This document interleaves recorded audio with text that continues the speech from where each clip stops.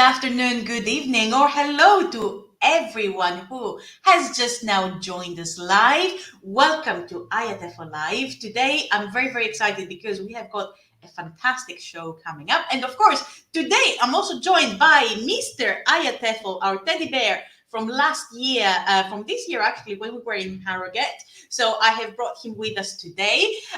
We have got a lot of things to do. We have got three fantastic interviews with Nadeem Khan. We have got an interview with Roxanne Ariane, that we're going to talk about growth mindset and fostering positive feedback. So, and also we have got John Barton with us today, who is going to update us on IATEFL and what's new. So, first things first, welcome everybody, and let's welcome to our live show Nadeem Khan.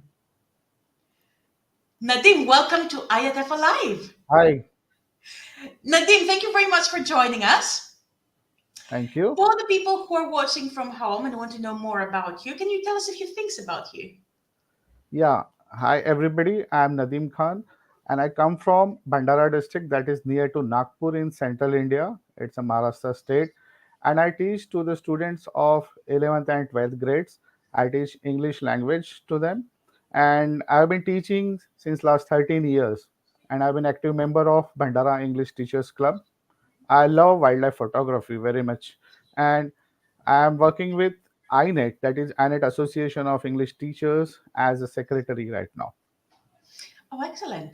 And so you mentioned that you've been teaching for quite a while. How has your teaching changed? Yeah, it's like last 13 years are like it's like a very rich learning experience for me as a teacher. Like coming from like a vernacular medium school, I took this profession of English teacher. And as soon as I entered this teaching job, the scenario changed. Like whatever thoughts I had in my mind about the teaching profession, putting it all into the practice, and then getting into contact with my mentor, and that changed a lot of things in my teaching career. Like I got a lot of opportunities, I got a lot of learning experience from my mentor, and as soon as I joined the INET Association of English Teachers, that is a like one of the very popular teacher associations in India. So the life changed and I got many opportunities and the learning experience was good. And after 13 years I'm now also working as a textbook writer for my state government, as well as master trainer for different training programs for the government. Oh, fantastic. Now, Nadeem, you have mentioned in your work social networking for Yeah. teachers. Can you explain how social networking can help us develop as teachers? Yeah. See, even before Corona hit us, like there was a lot of change, a lot of technology came in after the COVID pandemic. But even before that, we had one project called INET Connect project, and that was enabling the teachers to work as a social media manager. So a group of teachers came together and we conducted many workshops to strengthen the skills for managing the social media, and the project was going on and midway there was corona pandemic, so we had to change our original plans. And that, like, pandemic gave us an opportunity to learn more about technology and social media actually. And then we used this technology for like leveraging for the use of benefit of teachers who were like in the remotest part of our country. And I can say there were around 14 teachers who were handling different social media handles, and all were helping each other in getting a hang of this technology, and new things were introduced. So a lot of learning was happening when we were managing these social media channels. And I can say this after like 2 or 3 years of this Anet Connect project, these 14 teachers who were working as social media managers, we call them INET Connect associates, they are forming their own different teams. And it's like it's like widening the ambit of this and it connect project as well as reaching to many more people. So social media gives you an opportunity to reach like millions of people, uh, and it's like life changing for them also, the teachers who are participating in all these activities. So social media has helped us a lot in reaching out to people. Absolutely. And I think that it really depends on the social media platforms as well. What were Yeah. your teachers' first impressions of the project? Yeah, like many people, they thought that it's not their cup of tea because it involved social media, and like WhatsApp and Facebook are very popular in our place.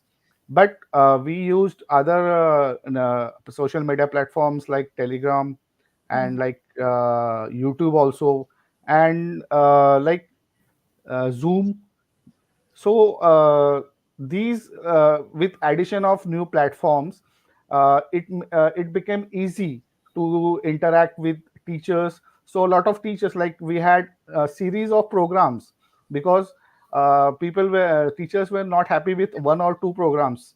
They mhm. wanted more. They wanted more because they had time. So we went on conducting large number of like programs and series and Facebook live sessions. So like earlier it was uh, like people were not so much into it, but later we gained a lot of audience on the social media platforms.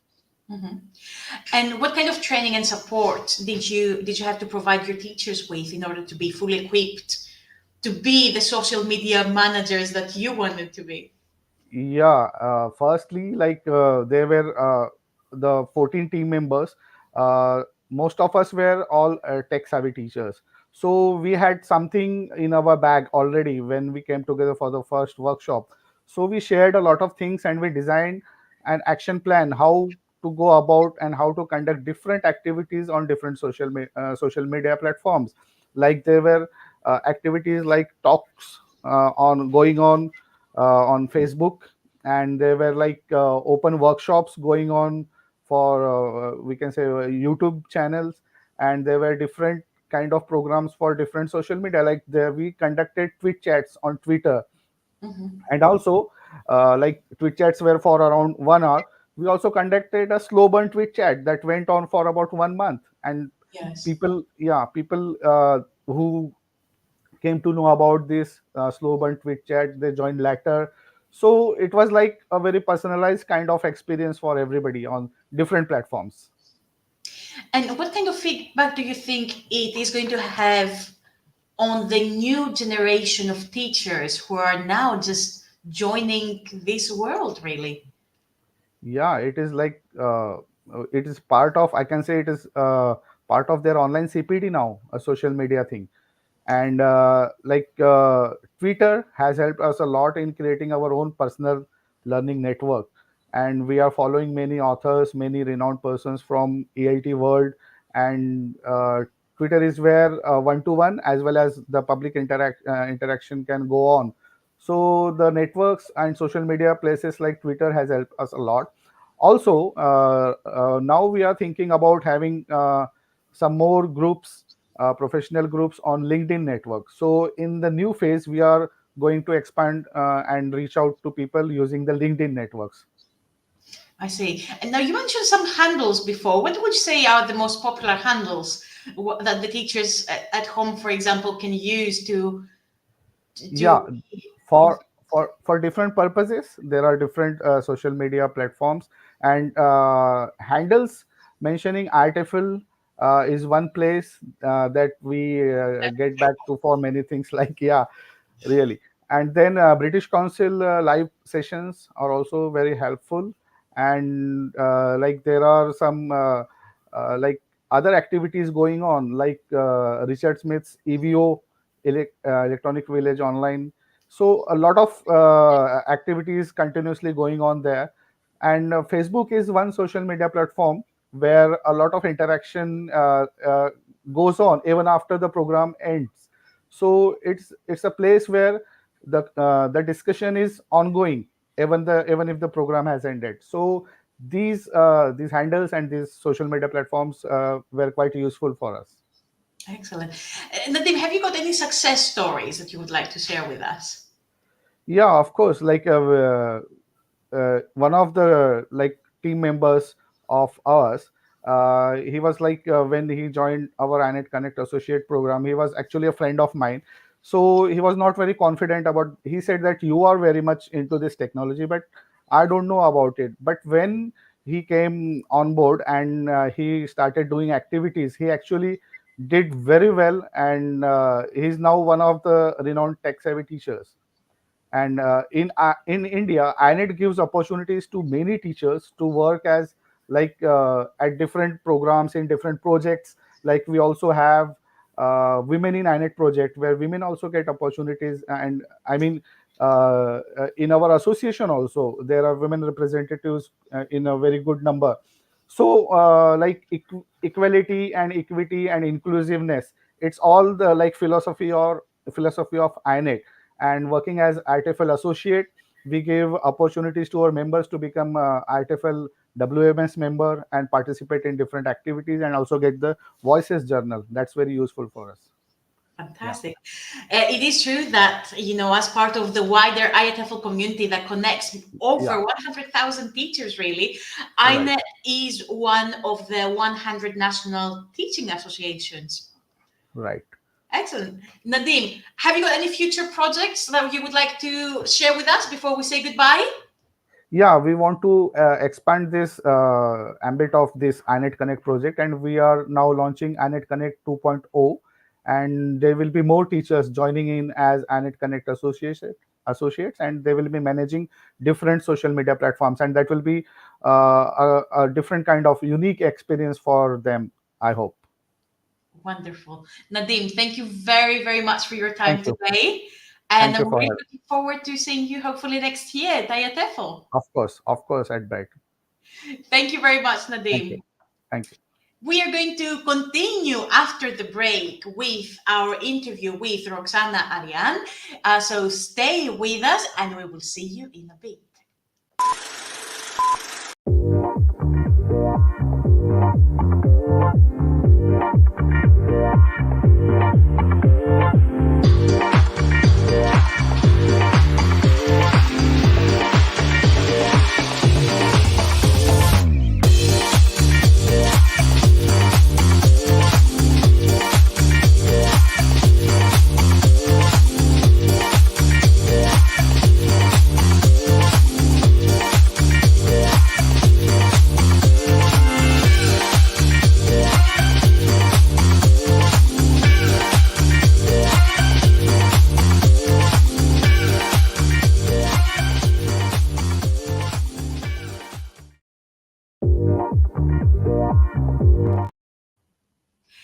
And welcome back. So, as we've seen in the ad, don't forget that we have got IATFL Brighton in 2024 and IATFL Voices. But before we continue with more information about IATFL, let's welcome Roxana Arian. Roxana, welcome to IATFL Live.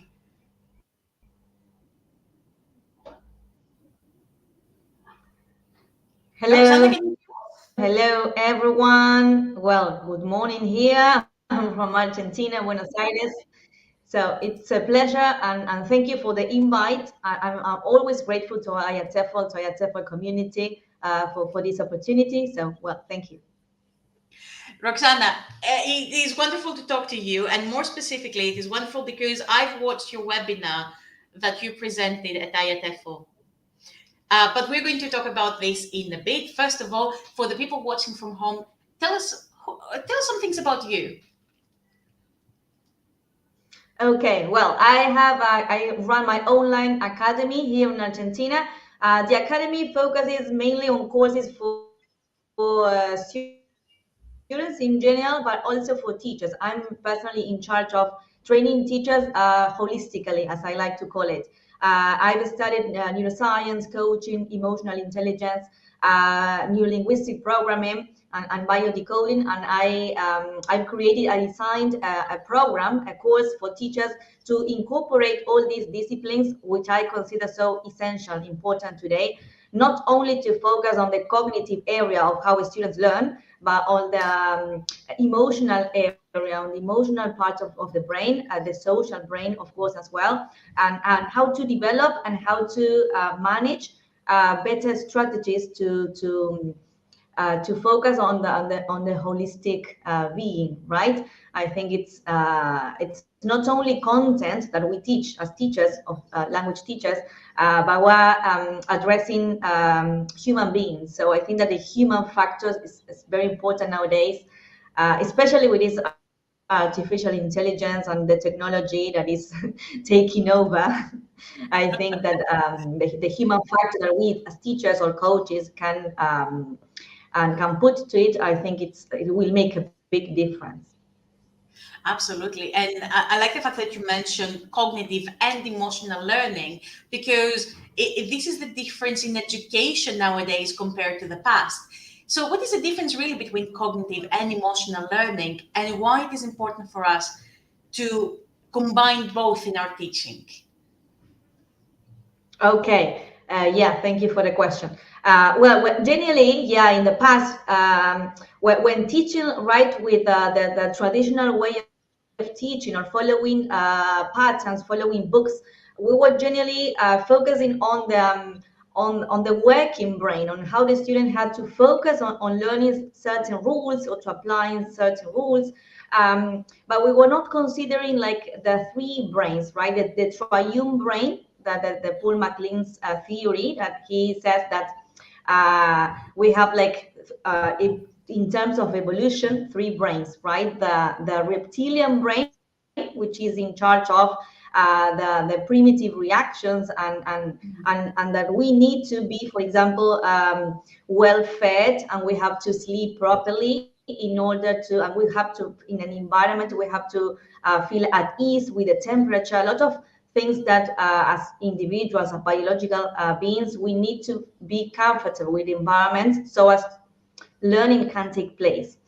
That would be paying attention to the reptilian brain. Then the emotional brain, which is like the second brain in terms of evolution, is the one that has to do with, again, feeling comfortable with your, in this case, the teacher, your classmates, reducing the threats in the environment. Reducing the threats means um, how we speak, how we communicate, the kind of rapport we create with students, right? And how much attentive we are to their emotional needs. If they are feeling safe, if they are feeling comfortable with the kind of activity, that will really make a difference because we're not just teaching content, but we need to pay attention to how they are feeling. And if that's also key, if the content is relevant. If the content is not relevant, if it's not something that calls their attention and that they consider important, they're not going to pay attention because we have a limited span of attention at any age, 10, 15 minutes. If we cannot catch their attention in those minutes, well, they will start, the mind will start wandering. So we need to be very attentive to where their mind and focus is. Hmm. Now, there is a lot of discussion around growth mindset in the classroom. And you've touched upon growth mindset through fostering positive feedback on your webinar. How can we do that practically in our classes? Well, I think that first of all, as teachers or as educators in general, we know exactly what a growth mindset is. And we have to, let's say, break our own limitations and question our own beliefs. Because mindset has to do with what we believe in and how we apply practically, let's say, those beliefs, because we're all led by beliefs all the time. So what do we believe that it's possible to do, for example, in the classroom? What do we believe that it's possible to achieve, or how we can help students to achieve their goals? We have to constantly be encouraging our students, but also encouraging ourselves, because we have to be self-confident as teachers. If we're not self-confident, we're not having a growth mindset. On the contrary, we're more, let's say, fixed mindset. So it is essential that we as teachers or coaches or educators first build our own mindset so as to be able to help then learners to become more autonomous, and to also make them believe that everything they can is possible. So I've noticed that maybe generally the focus is on the teacher. Generally the focus is on the student, right? On how to help them. But we forget sometimes that we as teachers are humans, and sometimes we haven't been, let's say, trained to build our own mindset, to build our own growth mindset. And sometimes we are like too fixed or too structured, or we attach to a certain book or to a certain methodology, or we always do the same, or we repeat only parts of the way in which we were taught.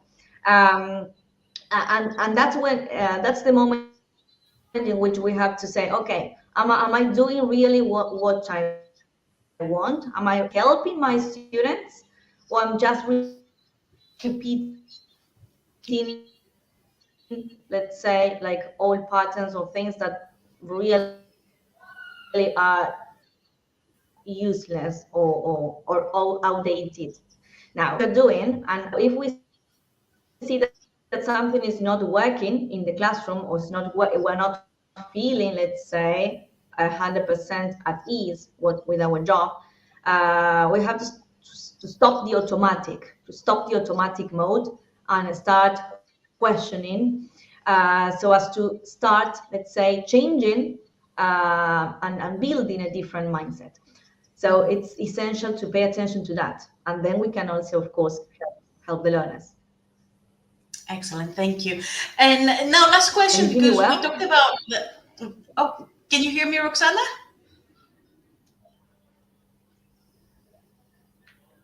Roxana, can you hear me? Yeah, Okay, I couldn't hear you. Sorry, that was it fantastic. was a breakup. Yeah. That's no problem. So there is a little bit of delay in the connection, but as long as you can hear me, that's absolutely fine. We talked about the students' learning journey. My last question to you is, what about the teachers' learning journey? How can they develop their own growth mindset? What is the first advice that you would give to them? Uh, I could barely hear you, but I think you asked about, yeah, the teacher's mindset. Well, I think that we have to, as teachers, believe in ourselves. Good. We have to, first of all, believe in ourselves, believe that what we are doing as educators nowadays plays a crucial role, not only in their education, but also in their lives. So we have to be responsible enough, and we have to be aware that our job can really make a difference for the worse, or for, yeah, or for better. So what we are transmitting our students is much more than content. So what kind of ideas or beliefs or values are we transmitting our students? And we have to be yeah, paying attention all the time to our words, because how we speak is how we think. Hmm. So what we are saying, what we are transmitting by means of words, is what we are thinking. So what kind of are they encouraging words, or are they limiting words? What kind of messages am I transmitting to them? So I think that that's key. That's very important. So as to start, let's say, taking action, taking action. Fantastic. Roxana, thank you so very much for your time. And to the people watching us from home, don't forget that Roxana's webinar is on iatfl.org. You can see it down below. Roxana, thank you so very much for your time today.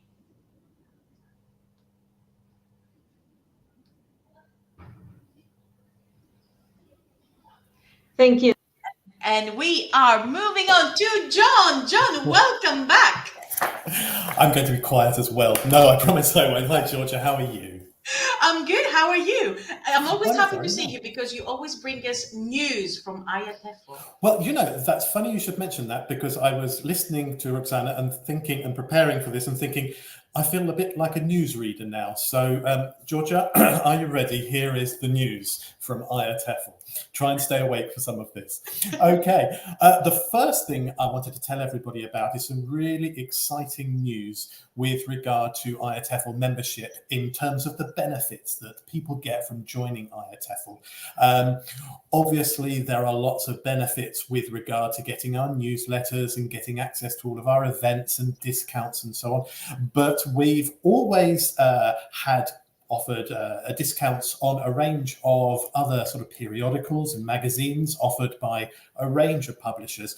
But we're very excited by this. We've just announced that we're going to be offering a range of new discounts to our members on a whole load of other things, not just publications and magazines, but also on courses, on online services, on online platforms, on a whole range of things. So it really is another great reason to join the association. And the moment you do, then you'll be able to get access to each of these. And you can see on the screen here some of the organizations that have kindly offered discounts to our members.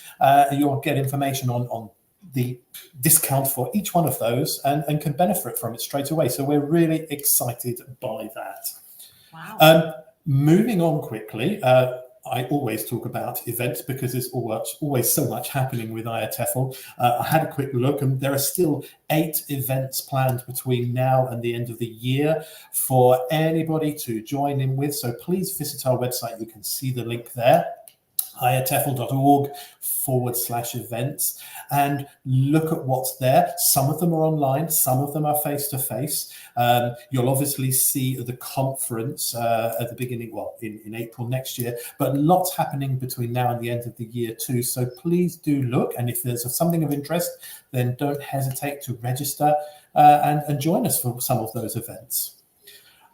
Moving on, item 3 of the news, this is going well, is of course the Brighton conference. So we're getting very excited and very busy preparing for the annual conference, which we're returning to Brighton for. We were last there in 2017 on the beautiful South Coast seafront. I think the key thing that I wanted to mention to people today was the bottom line of that screen, the early bird deadline. Now, what that means is if you register to attend the conference before Wednesday, the 10th of January, then the cost of your registration is a lot cheaper than the normal price. So please do have a look and start thinking, start planning, start talking to people with an idea of registering, because it's really worthwhile to try and do that before the 10th of January.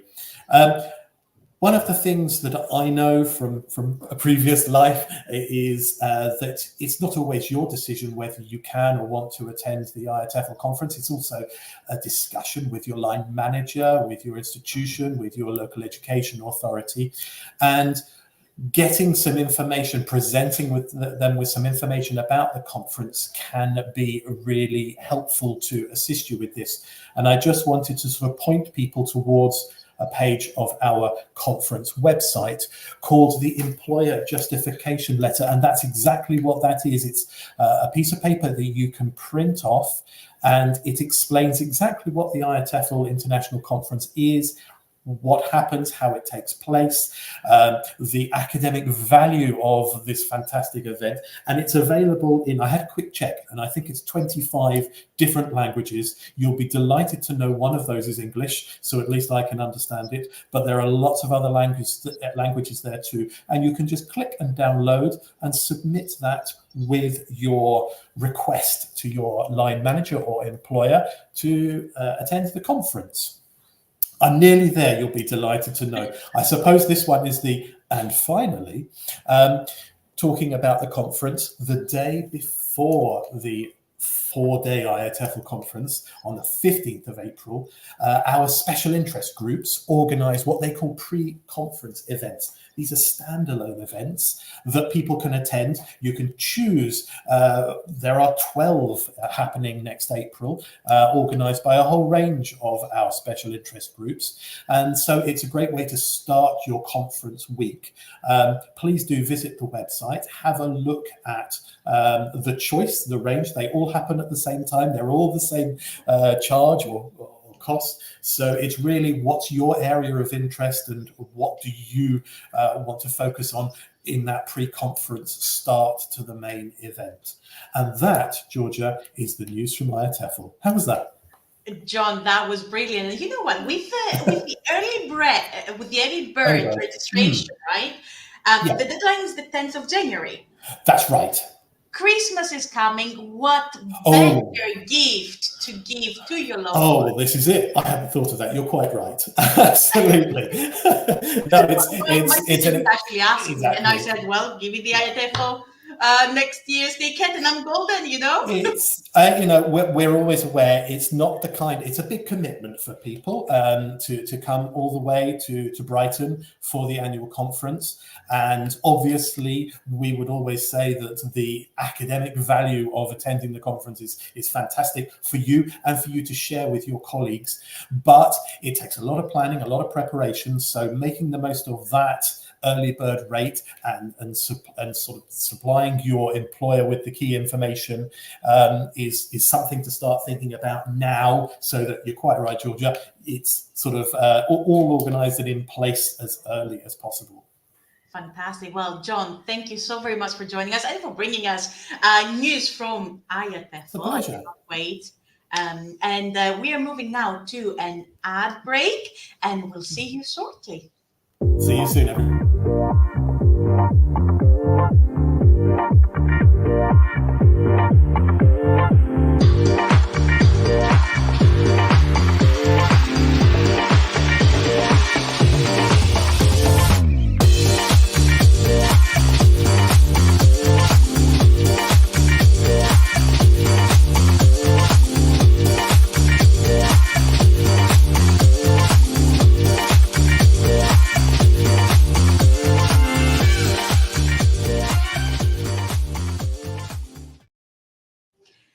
And for the final part of our IATEFL live show, I would like to welcome to our live show Ali Kazadeh. Ali, welcome.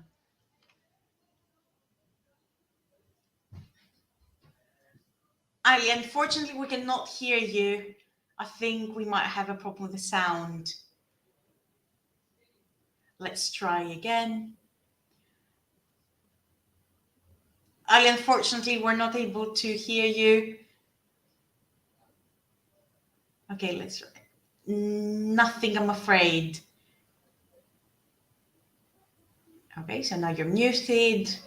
And if you can be unmuted, please. And let's check. Okay.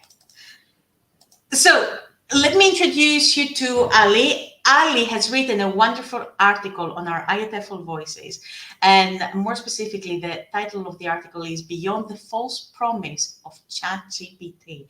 ChatGPT, we know, is this beautiful now new world for us teachers and for our students as well. So Ali talks in this article about the potential and limitations of using ChatGPT in English language learning. And I would really like to also, Ali, are you with us? Can you hear me? Fantastic. Ali, excellent. Okay, hello. How are you, Georgia? I'm good, Ali. How are you? I'm doing fine, thank you. Ali, it's great to have you. I was reading your article. Thank you very much. Thank you for having Ali, me. can you tell us a little bit about you? My name is Ali Kazadeh, and I'm a senior instructor at Middle East Technical University in Cyprus.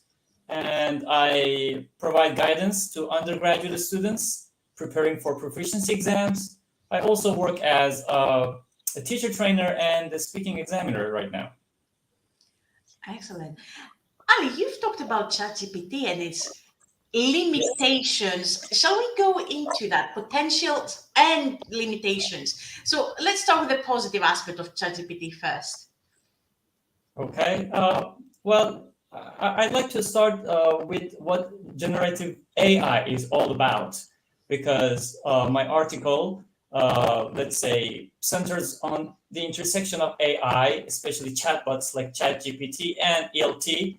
So while ChatGPT offers promising opportunities for English language teaching, it's essential to understand its potentials and limitations, as I have discussed in my article. So especially in the context of traditional language teaching practices.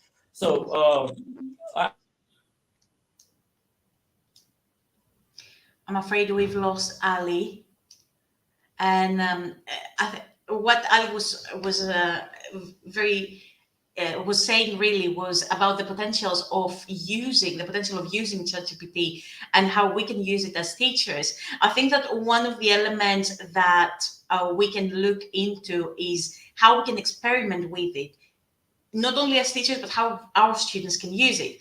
Now, I'm afraid that Ali is having an unstable connection, so hopefully he will be able to join us again. In the meantime, I would like to know your opinion as well. How have you been using ChatGPT in your classes, if you've been using them, and really how you're developing your skills using them as well. We're going to do one more try with Ali.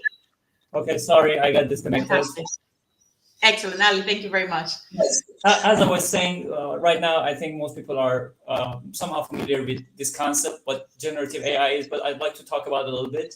So AI refers to the system that can generate new content, be it text, images, or even music. So in our context, we're talking about chatbots that can produce human-like text based on the input they receive. So this capability allows them to engage in real-time conversations and making them valuable tools for language learning. And my article, is a response to Chomsky's work, The False Promise of ChatGPT. Based on Chomsky's article, or what he and his colleagues talked about, they recently critiqued chatbots like GPT-3, and they questioned their ability to truly replicate human linguistic proficiency. So, ChatGPT and similar models offer nuanced learning alternatives, but Chomsky's concerns highlight the need for a balanced perspective here. So my article responds to this by exploring both the potential and limitations of such technology in the classroom, as I said. So in his article, Chomsky argues that while models like ChatGPT can simulate human-like responses, they lack a genuine understanding of human language learning. And they view these models more as products of engineering rather than science. This is what they talked about in their article. So the models, learning models rely on observed data and statistical patterns here, which might not provide a deep insight into the, let's say, internal process of language. While they recognize, well, the utility of these models in specific applications right now, they emphasize that there are limitations in truly understanding human language learning and, let's say, cognition. So, yes. What kind of training or support do you think we need to provide our teachers with in order to use ChatGPT to our benefit? Well, chatbots, especially those powered by natural language processing, can be, let's say, game changers in classrooms. They can simulate real-world conversation scenarios, for example. They can provide the students with immediate feedback on their language use. So this, let's say, real-time, for example, error correction is invaluable, especially for students who might not have access to native speakers or are shy or hesitant to speak in public due to, I don't know, different constraints or reasons. So here, teachers can integrate chatbots into their curriculum in various ways. For instance, they can use them for conversation practice, where students interact with the bot to improve their fluency and comprehension. so the chatbot can be programmed to simulate different scenarios. For example, I don't know, from ordering food to discussing the book's plot and whatnot. I mean, the instant feedback means that if a student makes a grammatical error or uses incorrect vocabulary, for instance, the chatbot can immediately correct them, providing a learning opportunity on the spot. So, I mean, the feedback is designed to be clear and constructive there. So instead of just pointing out an error, the chatbot can offer an explanation or even a suggestion. For example, if uh, a student says, I goes to the park, the chat bot might respond with, did you mean I go to the park? Remember, for example, we use go with I. So this way, students not only get corrected, but they also understand the rule behind this correction and the instant feedback here. I mean, the instant feedback mechanism in ChatGPT or chatbots, generally speaking, allows for real-time And I'm afraid that we've lost Ali again. I do apologize for the disruption in the interview. Unfortunately, Ali had some really nice ideas that I would really like to listen to, but I'm afraid that the connection has been lost. So just to wrap up our show for today, thank you very much for joining us. Some really interesting topics about our IATEFL associates. We talked about growth mindset, and also we learned about ChatGPT. We really hope to see you again in our next IATEFL Live. And of course, don't forget the early bird registration is online. So thank you all so very much for joining us today. See you hopefully soon.